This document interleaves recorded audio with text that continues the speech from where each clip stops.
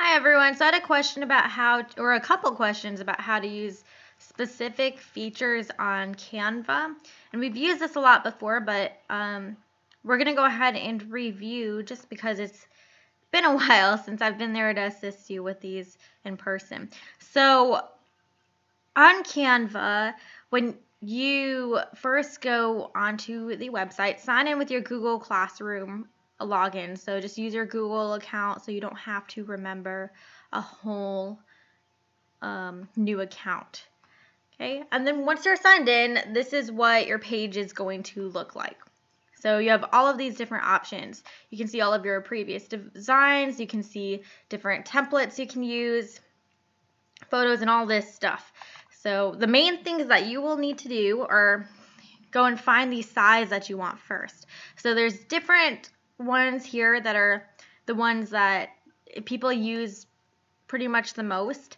And then you can also search for some. So typically for your class assignments, you will either need to use a flyer, which is down here where you can type in flyer and then find that there, or a book cover template, and you can add more pages. So we're just going to create a flyer right now. And when you look at your flyer, you can start with a blank one or see different templates that are here that you can change up to your liking. I'm just going to click on the blank one here to show you. You can also see those templates here in the side once you're in that screen. So you can scroll down, see which ones you'd like and want to use. Okay. And you're going to find one that you really like. So you can also search them here. I'm just going to keep mine blank for now, so that way I can show you the other tools. You can add photos in here with the Photos tool. You can search different ones and find ones that are related to your topic. So if I was doing one on plants, I can type in plant and find the one that is most related to what I'm talking about or one that I'd like to use. So I'm going to go ahead and put this one in because I like that. And you can put it wherever you'd like and adjust the sizes with if you click on it and go to this little one of these little circles, you can stretch it a little bit by using these lines and so on. If you click off of it, you can see your page without those little icons showing you what you're selecting. Now you can also go to your photo and you can flip it different ways. So horizontally, you can flip it vertically to be in whatever direction you'd like. You can crop it to different sizes and then you'd hit done and it would be that new size. It would take out the parts that you're getting rid of. You can adjust different settings, like to change the colors, the contrast, in the brightness, and all of that stuff. If you don't like it, you can always hit reset. You can add different filters on it, kind of like you would on Instagram or Snapchat. There's different filters that you can add and adjust the intensity. And then you can add different effects also. So whatever you want to do.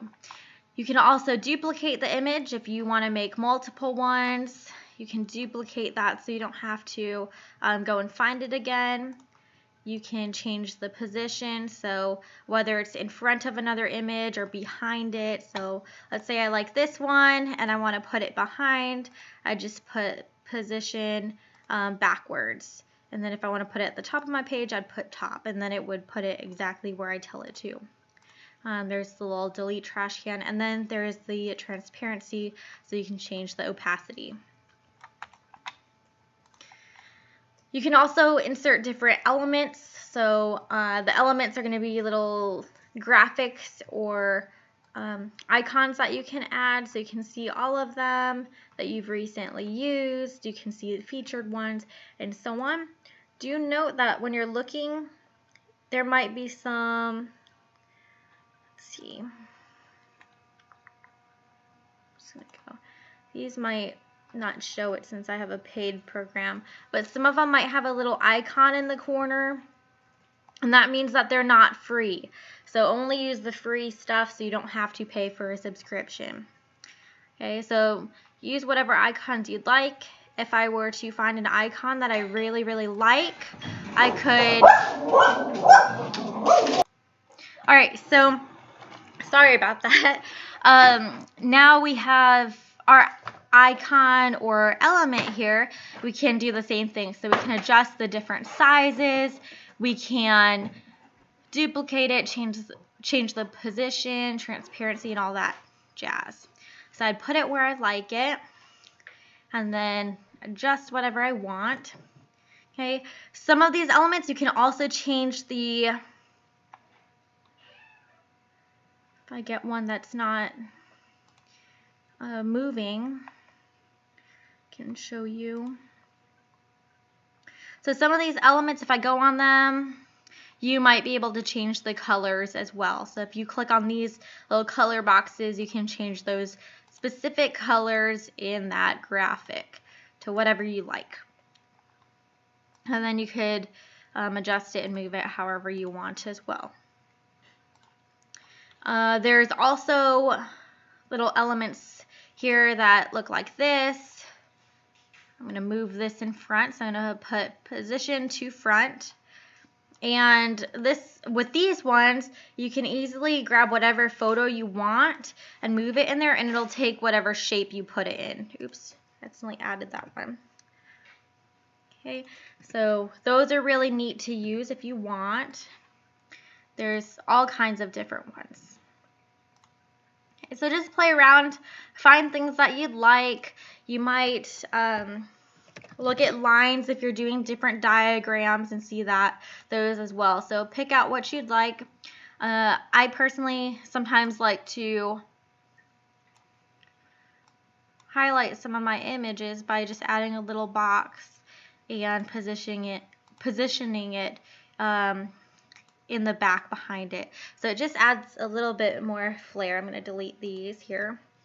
So if I was writing right here up top, it would be a little bit more nicer looking than just a plain one. If you did something that you don't like, there's always a back button, so you can always hit that. There's a ton of different text options, so you can add text by adding a heading, adding a subheading, adding the body text, and you could adjust the size and the font and all that stuff up here like you normally would. If you double click on it or just highlight over those words, you can change the words.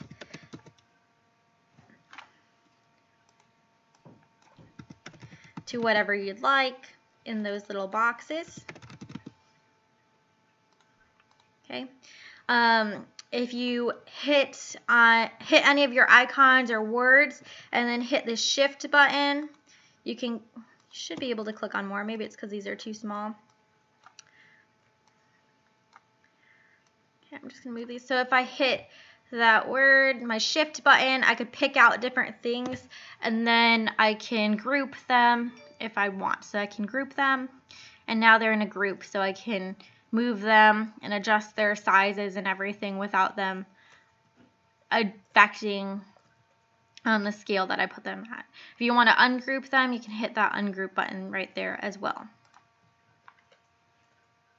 Okay, you can also add these preset text if you like a certain style that's there. So let's say this one is really cute and I want to put that right there.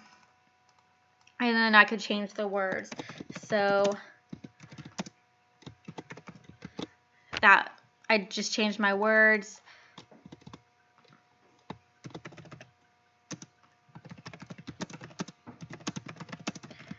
To whatever I want, and then I'd make it fit my deal.